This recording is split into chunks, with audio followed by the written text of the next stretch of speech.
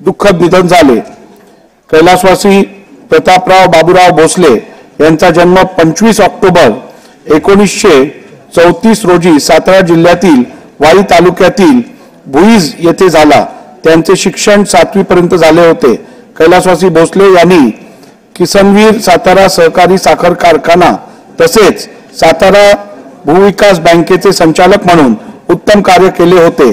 त्यांनी जनता शिक्षण मंडळाची स्थापना करून वाई येथील गरीब गरजू विद्यार्थ्यांच्या शिक्षणाची सोय केली होती। धोम धरणग्रस्तांच्या पुनर्वसन कार्यात त्यांनी सिंहाचा वाटा उचलला होता। कैलासवासी प्रतापराव भोसले हे सन 1967, 1972, 1978 व 1980 मध्ये सातारा जिल्ह्यातील वाई मतदारसंघातून महाराष्ट्र विधानसभेवर निर्वाचित झाले होते।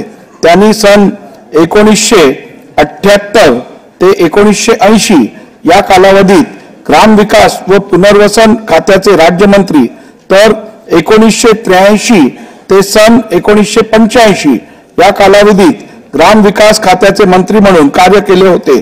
ते सन 1984, 1989, 1991 मध्ये लोकसभेवरही निर्वाचित झाले होते।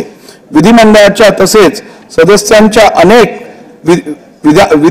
विधानमंडळाच्या तसेच संसदेच्या अनेक समितींवर त्यांनी कार्य केले होते।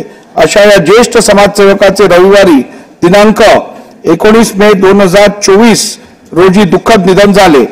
कैलासवासी मीनाक्षी